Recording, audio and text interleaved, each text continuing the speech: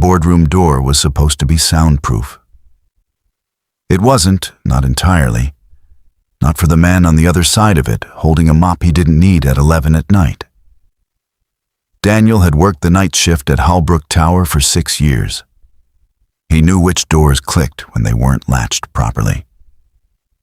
Door 14 on the executive floor was one of them. He wasn't listening. He told himself that later, more than once. He was simply standing closer to it than he needed to be, and the words coming through the gap were impossible not to hear. She's a liability to this company. I don't care whose daughter she is. She is my daughter.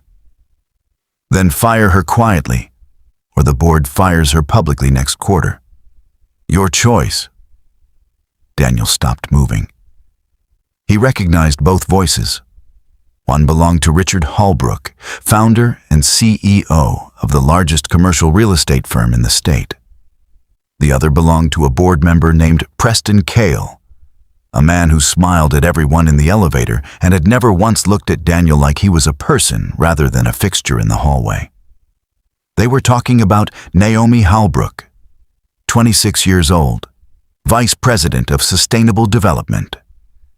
The only Holbrook executive who had ever said good morning to Daniel by name. Before we go any further, if you believe the people who see everything are usually the ones nobody bothers to notice, hit like on this video right now and subscribe to Kindness Tales, because what Daniel did with what he overheard is the entire reason this channel exists. Daniel had not always pushed a mop for a living. 12 years earlier, he had been 2 semesters from an accounting degree when his mother's illness emptied every account he had and every semester after it. He left school to work, then kept working. Then somewhere in the middle of all that working, going back had stopped feeling like a plan and started feeling like a thing other people got to do. He had told himself for years that the numbers still made sense to him even if nobody asked him to use them anymore. He read the company's public filings on his lunch break sometimes, out of habit more than purpose. He recognized patterns in a spreadsheet the way some people recognize song lyrics. Nobody at Holbrook Tower knew that. Nobody had ever asked. What Daniel understood, standing outside that door, was that this wasn't really about Naomi being a liability. He had read enough of the company's quarterly reports to know that Naomi's Sustainable Development Division was the only branch of Holbrook Tower posting real growth in a flat market. He also knew, from 6 years of overhearing conversations nobody thought a cleaner could parse, that Preston Cale had spent the last 18 months quietly acquiring shares in a rival firm that competed directly with Naomi's division. This wasn't a father protecting his company from a liability. This was a man being maneuvered into removing the one person standing between Preston Cale and a competitor's payday. Daniel did not go to Richard Holbrook. Men like Richard did not take meetings with men who emptied his trash cans. Instead, 3 days later, Daniel left an envelope on Naomi's desk before her shift began, addressed only to her, containing 4 photocopied filings from the public record, a single handwritten page cross-referencing the dates of Cale's rival firm's share purchases against the timeline of his sudden concern for her performance, and no signature. Naomi found it at 7 a.m. She read it twice before she sat down. She did not know who had sent it. She only knew whoever had was right, and that she had less than a week before her father made a decision he could never undo. What Naomi did next took 3 days and one very carefully worded meeting with the full board, in which she laid out, calmly and without naming a source, exactly what Preston Cale's numbers actually meant. The board asked Richard one question at the end of that meeting. Why was a board member positioning himself against the company's most profitable division? Richard asked Naomi where she'd gotten the information. Naomi said only that someone in the building clearly paid closer attention than anyone gave them credit for, and that she intended to find out who. She found Daniel 2 weeks later, not 3. through investigation, but because he was the only person in the building who, when she thanked the cleaning staff generally in a company-wide email, had quietly replied instead of staying silent.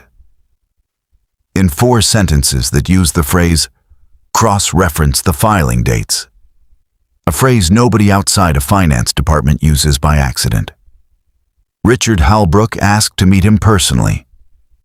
Daniel expected to be told his contract was ending. Instead, Richard asked him one question. Why had a man who clearly understood filings, patterns, and public financial records been pushing a mop through his building for 6 years? Daniel told him the truth. The unfinished degree. The mother. The years that had quietly closed a door he'd once assumed would always be open to him. Richard Halbrook did not offer him a promotion out of guilt, and he was careful to say so. What he offered was tuition completion, a place in the finance department's analyst training program, and, 6 months later, a formal seat reviewing the very filings Daniel had once only read on his lunch break, alone, in a stairwell. Between shifts, nobody thought to ask him about. 2 years after that night outside door 14, Daniel sat in a boardroom of his own, presenting a quarterly report to the very people he once emptied trash cans beside in the same building, on the same floor, though the elevator ride up felt entirely different now. Preston Cale was no longer on the board.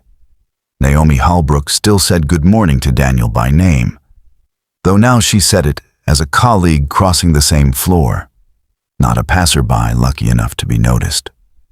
Before we close this one out, if this story reminded you that the sharpest eyes in any building are rarely behind the biggest desk, drop one word in the comments, overheard. It'll mean something to anyone still reading. Daniel kept the mop. Not literally, but he kept framed in his new office the first photocopied filing from that envelope, the one with his own handwriting in the margin, the ink slightly smudged where his hand had been shaking without him realizing it. A small reminder of the night a closed door taught him more than any classroom ever had. Never assume the person cleaning the room after everyone leaves isn't the one who understood the room best. Never assume that silence is the same thing as not paying attention. And never forget that the people a company overlooks are sometimes the only ones actually watching closely enough to save it.